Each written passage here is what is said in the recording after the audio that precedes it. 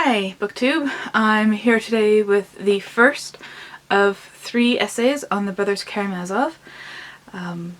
Today's topic is, where is Dostoevsky in Brothers Karamazov? So a note before I begin. The edition I'm referencing is this Bantam Classics edition translated by Andrew McAndrew, and the original was published in 1970. This copy is from 1981. So a question I find myself asking frequently while reading is, how much of the author is in the story? Are their values accurately represented? Did they put autobiographical information into their work? What should the characters best represent them? I am aware of Barth's theory of the death of the author, but I still can't help wondering these things while reading.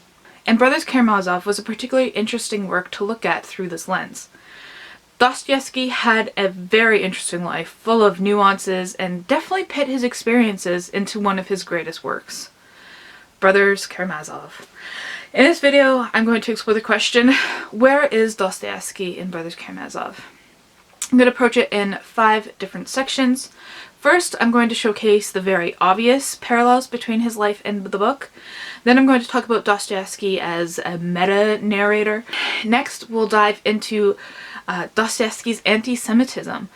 The largest section will be the 4th, where I try to determine how Dostoevsky's personal politics and religion are explored in the novel.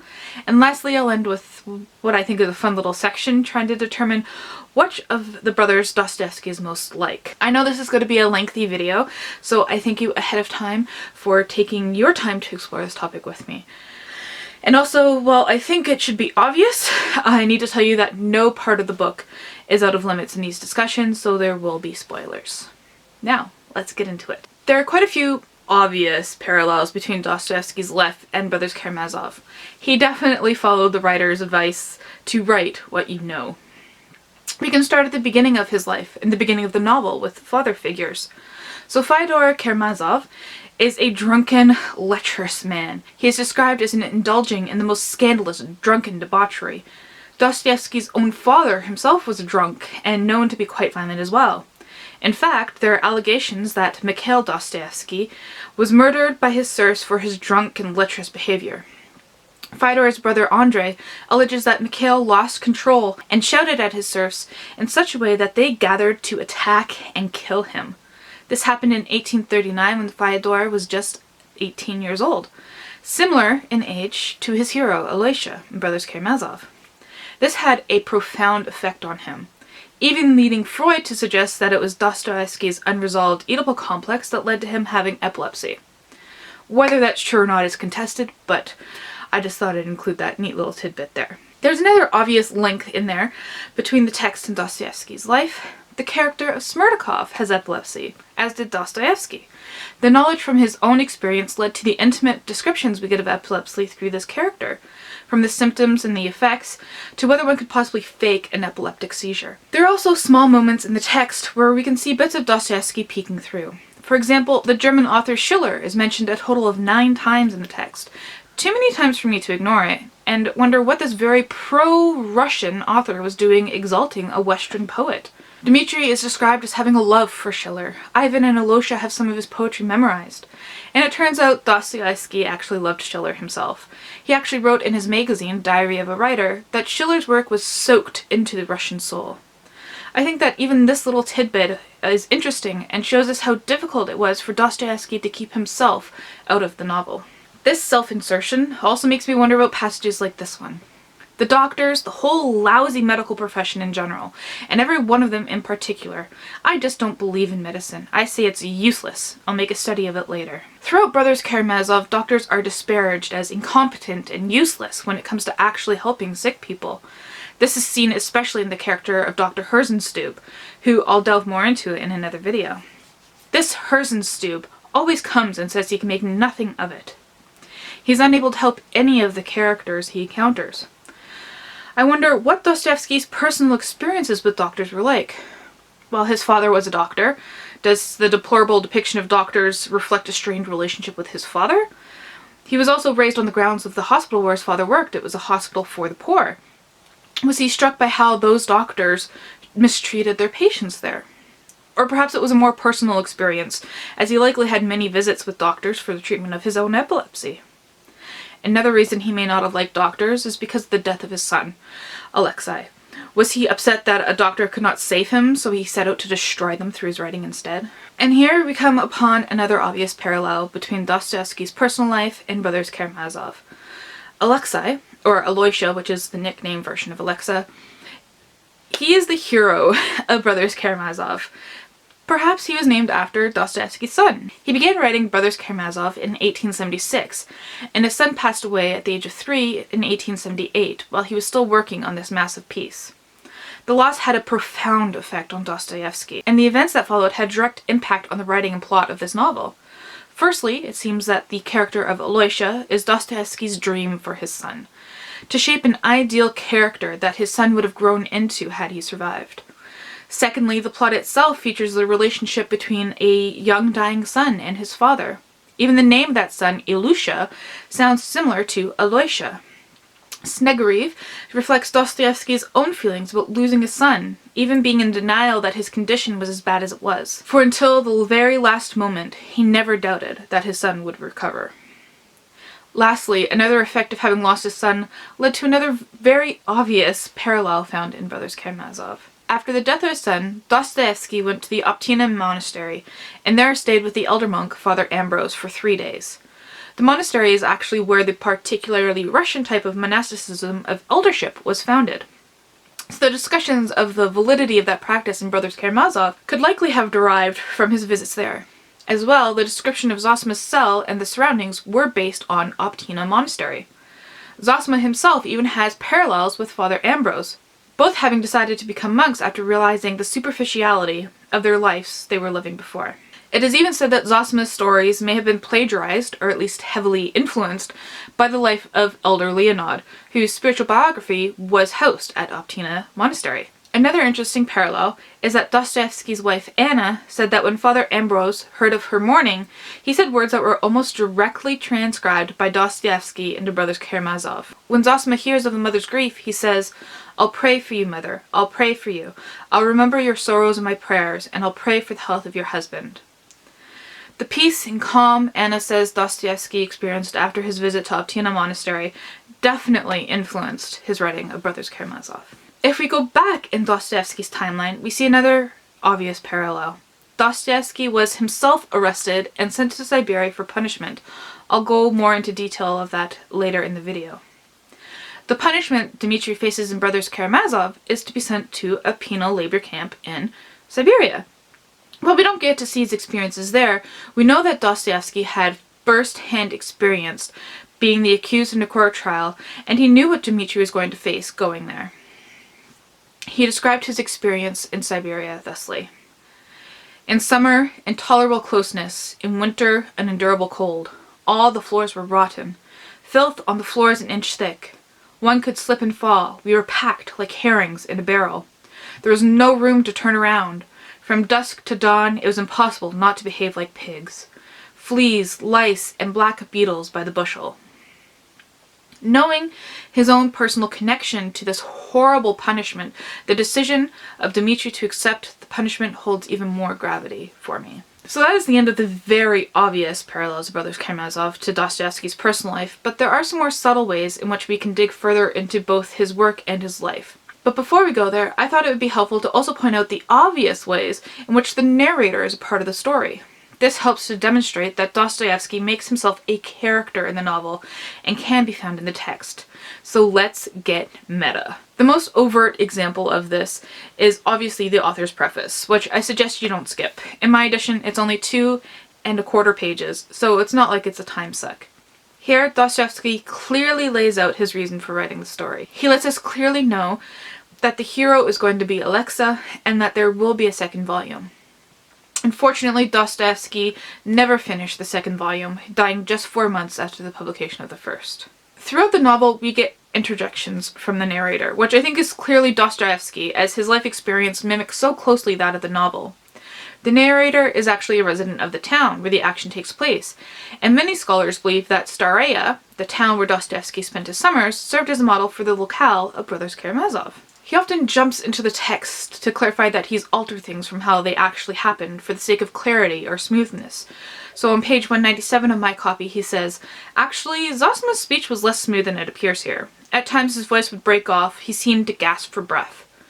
He even points out repeatedly that he may not have the whole picture, saying things like, 'I must make it clear from the outset that I feel unable to give a really complete account of all that happened during the trial, or, for that matter, to report the events in their proper sequence.'" So the narrator is admitting to shortcomings in his storytelling ability, which is interesting. We tend to trust the person telling us the story, and that they are telling the truth, but with a narrator so willingly admitting failures or purposeful changes, we can actually begin to doubt his reliability. This actually comes into play in the next section of this essay. Another interesting way we see Dostoevsky pitting himself in the text is found in the trial. Through the examination of both the prosecutor and the defense lawyer, Dostoevsky pits his story on trial. He rehashes his plots and characters through the very critical lens here. How good is he at characterization? We as readers are given the story of the brothers before the trial, and should know them very well at this point. But if we were to only read the trial, what would we think of the different characters? Would we be convinced that Dimitri is really capable of murdering his father? Is Ivan really mad and delusional during his testimony? Is Smerdyakov just an innocent idiot? It seems as if Dostoevsky is asking himself these questions too, to test his own writing. The cross-examination gives him the opportunity to critique his own story before the critic. He has the defense lawyer at one point say, "One such thing, for instance, is that we may describe as an irresistible urge for artistic self-expression, a desire to invent one's own novel, especially as in this case when nature has lavished on the speaker such a talent for psychological insight." It's as if Dostoevsky is speaking about himself. And he may have been that author as he was inspired by real-life cases he reported on in his journalistic career, as well as his own life. And in a different video, I will go into depth of Dostoevsky's psychological insight. So Dostoevsky pit his own novel on trial. What then was his conclusion? Well, there are reports that he was quite vain in real life, and we can see that in the text as well.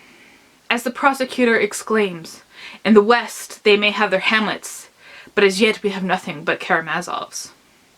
Dostoevsky compares himself to Shakespeare, and while with the benefit of time and critical distance we can now ourselves laud Dostoevsky as one of the greatest writers of all time, it was quite presumptuous and conceited for him to declare himself so.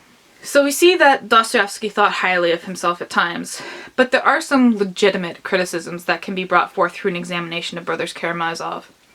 The most glaring one is anti-Semitism.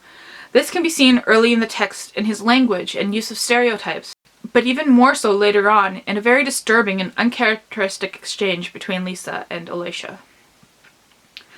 From the first few pages, page 25 in my edition, we see derogatory language used towards Jewish people. His use of the word yid is an example of this. He also frequently links Jewish people with the stereotype of hoarding money. Fyodor Karamazov, for example, is described as developing a special knack for making money and holding on to it after having spent time with Jewish people. And we have Mrs. Koklakov decrying, "Does it all have to be left to the Jews?" in reference to the gold mine she begs Dimitri to work at. These insipid remarks are dropped throughout the text. This may have been due to his belief that Jewish people were the most menacing embodiment of materialism that dominated Western culture and threatened his belief in the dominance of Russian ideals. In 1877, Dostoevsky published an essay in his Diary of a Writer magazine called The Jewish Question, where he portrayed Jews as the enemy of the Russian people. However, his anti-Semitism goes deeper than that. We get this really disturbing scene in Brothers Karamazov between Lisa and Alyosha. I'll read that scene now. "Now, Alyosha," says Lisa, "tell me this. Is it true that Jews steal Christian children and slaughter them on Passover?" And Alyosha responds, "I don't know." Lisa goes on to say, "I read in a book about the trial of a Jew who first cut off all the fingers on both hands of a 4-year-old boy, and then nailed him to the wall, sort of crucifying him. After that, at the trial, the Jew said that the little boy died very quickly. It only took 4 hours, he said. That's what he called very quickly. He said the child moaned on all the time while he stood there enjoying the spectacle." My initial reaction to this passage was just astonishment. First, we have these horrible insinuations with no counter-argument. You'll notice that throughout Brothers Karamazov, almost every idea presented has a counter-argument to it. It is, aside from this scene, a very balanced book in that regards. But there's no counter-argument presented against this anti-Semitism. In fact, we get a very uncharacteristic "I don't know" from Aloysia. This character that is supposed to love all of mankind doesn't stand up for Jewish people. This showcases a very disturbing view held by Dostoevsky that needs some further explaining. Dostoevsky was a nationalist. He loved Russia and believed that Russia had all the answers to the world's woes. If everyone just acted and believed like the Orthodox Russians, then there would be heaven on earth. The Russians were to him the chosen people, God's chosen people. And there can only be one chosen people. And since Dostoevsky had designated Russia as the messianic nation, he'd have to discredit the other chosen people, specifically the Jewish people. John Carver, in his essay exploring Dostoevsky's anti-Semitism, further writes, "At this point, the Jews were no longer the object of laughter and ridicule for Dostoevsky. Rather, they represented a dark and sinister force detrimental to the destiny of Russia's historical mission." And Dostoevsky saw it as his duty, in his position of one of the greatest Russian novelists of his time, to ruin the reputation of Jewish people through his works. And we see him doing so in this arguably out-of-place scene in Brothers Karamazov. But if we look at his novel as the vehicle of his argument for Russian dominance of Europe, it actually fits in perfectly well. In this section, I'm going to be looking more in depth at how Dostoevsky's personal politics and religion seeped into Brothers Karamazov. I have these two together because for Dostoevsky, the two were interlinked. Dostoevsky's history in regards to this is actually very interesting, not only in its details, but in the vacillation of his opinions. In 1846, Dostoevsky discovered socialism, and he explored that philosophy with his mentor, Belinsky. He was supposedly attracted to its sense of justice and preoccupation with the destitute and disadvantaged. He didn't like the atheistic aspect of it, as he was very religious right from a child. He had even earned the nickname Monk Photius in military school. He eventually joined the Petrashevsky Circle, a literary discussion group of progressive-minded individuals. They discussed banned books, the abolition of serfdom, and socialism. Dostoevsky argues how involved he actually was in the anti-government discussion, but was ultimately tried and found guilty of 1. Listening to a story criticizing the army without objection. 2. Reading the banned Belinsky letter to Gogol. 3. Possession of an illegal printing press. And 4. Plotting to kill the Tsar. This resulted in him being sent to Siberia for 4 years and mandatory military service in exile for 6 years. His experience in Siberia obviously had some effect on him, but what kind and to what degree? As Ivan says in Brothers Karamazov, "I'm not talking of mechanical punishment, which in most cases only hardens a criminal. All that business of sentencing people to hard labor, with or without flogging, does not reform criminals.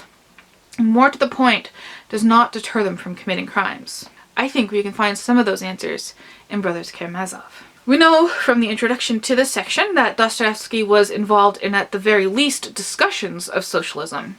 So let's delve further into that. There are some interesting depictions of class in Brothers Karamazov. There are criticisms of both lower and upper classes. Some examples of the lower class criticism are dismissing their interest to readers. For example, he says, "I should really say more about Smerdyakov, but I am ashamed to impose any more stories of common servants on my readers." He also has people say that they are undeserving of luxury. So when Dimitri throws a party for peasants, we have someone say this: "He had made illiterate laborers drunk on champagne, and had gorged peasant women on Strasbourg pies and delicate bonbons. 3 dozen bottles of champagne wasted on uncouth peasants. It's enough to make anyone sick." He also, however, criticizes some of the upper class as well. For example, Zosima goes on about how hoarding wealth can lead to suicide. "For in our age, mankind has been broken up into self-contained individuals, each of whom retreats into his lair, trying to stay away from the rest, hiding himself in his belongings from the rest of mankind, and finally isolating himself from people and people from him. And while he accumulates material wealth in his isolation, he thinks with satisfaction how mighty and secure he has become, because he is mad and cannot see that the more goods he accumulates, the deeper he sinks into suicidal impotence. And Ivan's demon is described as a once wealthy landowner who prospered thanks to serfdom, but after the recent abolition of serfdom, had little by little become impoverished and had turned into a well-bred parasite. So what did Dostoevsky really think? So let's take a closer look at these criticisms and who says them to help figure that out. His dismissal of Smerdyakov at the beginning could be a crude attempt at a red herring, suggesting that he's not worthy of attention in the story to throw off any suspicion that he is actually the murderer of Fyodor. The person saying that peasants are unworthy of luxury is Prokotin, a town official who begins the accusations against Dimitri. He is wrong when it comes to Dimitri, so he could also be wrong about peasants. Now let's look at who's giving the opposing views. Zosima. Zosima is a lover of truth and an exalted character, so his opinion likely holds more weight to Dostoevsky. Also, it is Dostoevsky who is describing the demon, a creature of hell, as a wealthy landowner. Now, looking at Dostoevsky's own life, we can see his own opinions on the matter. In regards to the Petrashevsky circle, we can see that while he denied his interest in any war or revolution, he did declare his interest in the abolition of serfdom. His interest in the matters of the lower class actually only increased while he was in prison.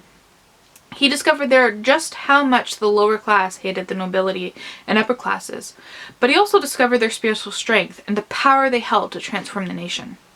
He believed that the emancipation of serfs would heal the divide between the rich and the peasant masses, and that a stronger Russian nation would emerge. He wanted the classes to be abolished, but he didn't want a bloody revolution like what happened in France a century before. He thought there would be a bloodless revolution. He actually did believe in socialism, just in a different way than what was popular. He did, after all, have Aloysia tell Kolya, so be different from the others, even if you are the only one who is different from all the rest. What kind of socialism did Dostoevsky believe in? Well, let's look at Brothers Karamazov again for answers. We have Zosima arguing for a type of socialism. He says, "Let there be brothers first, then there will be brotherhood, and only then will there be a fair sharing of goods among brothers." And earlier in the text, we have Moisov warn us that a Christian socialist is much more dangerous than an atheistic socialist. And we have Kolya declare himself a socialist, a boy that Aloysia respects and treats as an equal. That action of Aloysia, who is not only an adult but a member of the upper class, showing respect and equality to a child from the lower class, shows an appreciation for socialism. Kolya even argues that if Christ were alive today, I'm certain he would join the revolutionary movement and might even play a leading role in it. He gives these powerful lines to a child, and Aloysia, his hero, gives respect to these beliefs. It could be argued that Dostoevsky did believe in socialism, just not the kind associated with atheism. He was a Christian socialist. He even argued in his memorial speech for Pushkin for a coming universal brotherhood brought about by the fully perfect realization of Christian enlightenment. He exclaimed, "I speak only of the brotherhood of man. I say that the heart of Russia, perhaps more than that of all other nations, is chiefly predestined for this universal pan-human union." Dostoevsky's devotion to Russia and Russian Orthodoxy was evident from his childhood. His mother taught him to read from the Bible. It is important here to note the difference between Western Christianity and Eastern Orthodox Christianity. Western Christianity at this point had a strong connection to logic and reason. Philosophers and theologians in Western Europe were concerned with proof and using Platonic reasoning to prove the existence of God. Ironically, this also gave rise to atheists who used logic to disprove the existence of God. Dostoevsky saw this encroachment of westernized logic and atheism as dangerous. We see these concerns when Ivan's argument that if there is no immortality of the soul, there can be no virtue, and therefore everything is permissible. This leads to Smerdyakov killing their father. A further argument could be made that Fyodor's murder is a metaphor for what atheism would do to Russia on a larger scale. Russian Orthodoxy, on the other hand, is based on mystery and mysticism. The idea that God is unknowable and personable. That we can only experience God personally, and that logic and reason cannot explain God because God is beyond reason and logic. It is thus why Ivan's logic in the chapter of Grand Inquisitor is destroyed with a simple kiss by Aloysia. To a reader steeped in Western traditions of logic, the character of Ivan seems to be one to be admired. His absurdism and nihilism even inspired Camus and existentialism. But a closer look shows that even Ivan finds a place in his worldview for the church, and admits that it's not God I don't accept.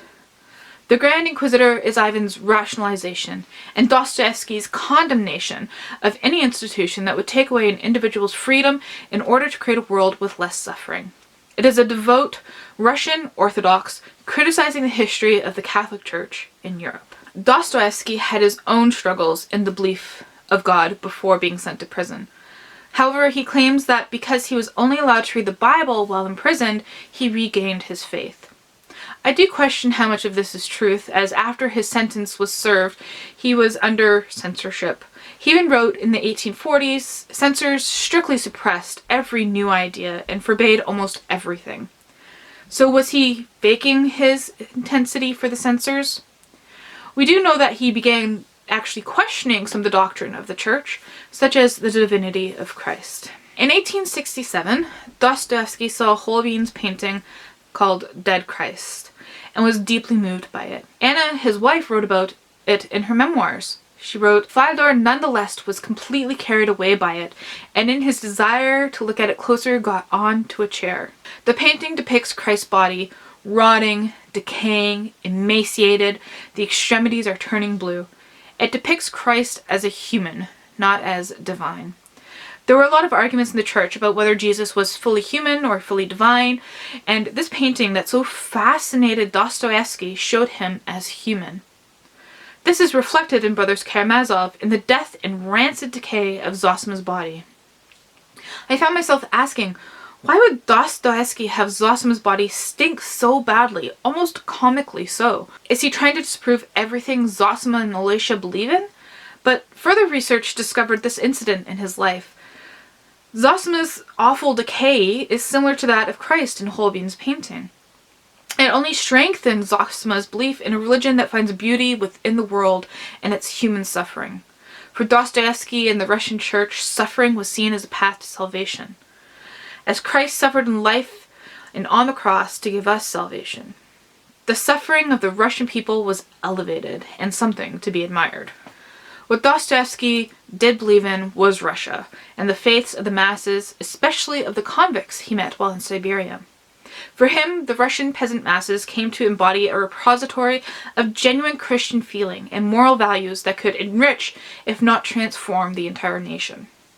We see this in Brothers Karamazov as well. He believes in the meek soul of a simple Russian, exhausted by grief and hardship, and above all by constant injustice and sin. This is seen as well when Dimitri willingly goes to Siberia and accepts his suffering, believing that he is now sharing in the commonality of the Russian masses. He dreams of a Russian mother holding a starving baby in her arms, and is overwhelmed with anguish and compassion for Russia. He proclaims, "I want to suffer and cleanse myself by suffering." Dostoevsky believed that Russian culture was the epitome of culture. We saw how that led to some very anti-Semitic beliefs earlier, and we also see that in his anti-Western sentiment throughout Brothers Karamazov. He called for all exiles to return to Russia and traditional Russian culture and religion.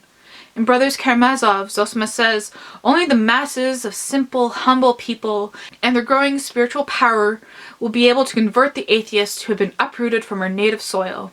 A nation is lost without the word of God. This reflects Dostoevsky's own call through his magazines Time and Epoch for the doctrine of pokvenichestvo, which argued for the Western-educated Russians to return to their native soil, Pakva, and the authentic Russian culture preserved by the peasants. What's interesting to note here, and something that I will go more in depth in another video, is that peasant culture was similar to socialism. There is one little phrase from the last pages of the book, however, that sticks out, and I have to include it, although I'm not 100% certain what it means. If anything.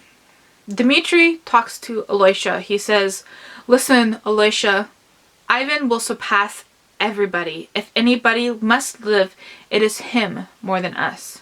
Why here is Dostoevsky seemingly saying that Ivan's Western view must succeed if Dostoevsky was so anti-Western and pro-Russia?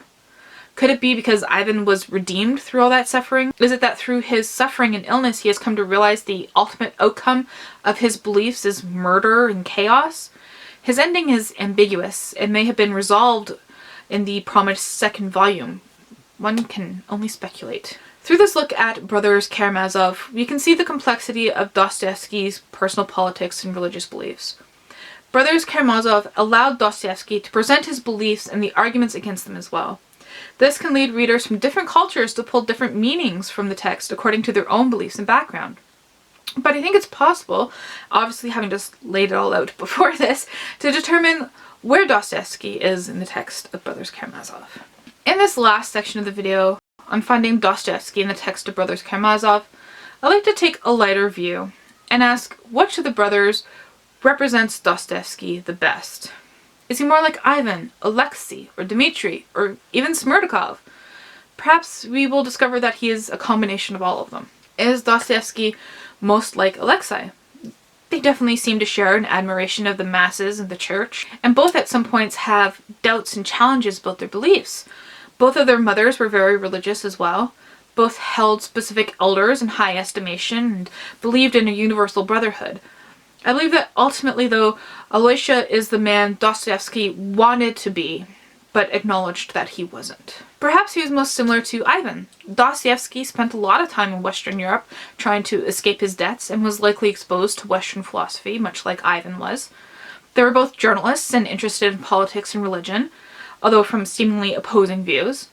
Perhaps Ivan is the embodiment of Dostoevsky's doubts, the part of him that questions and challenges his beliefs.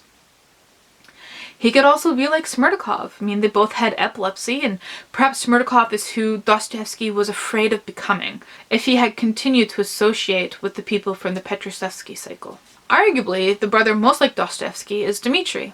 Reisenkampf, a family friend of the Dostoevskys, had this to say about him. When not in a good mood, he often looked at everything through dark glasses, became vexed, forgot good manners, and sometimes was carried away to the point of abusiveness and loss of self-awareness. This sounds an awful lot like Dimitri, who often loses his temper to the point where he abuses those around him, his father and Snedegriv as an example. He often had to write apology letters to ask forgiveness for his behaviors. He was also addicted to gambling.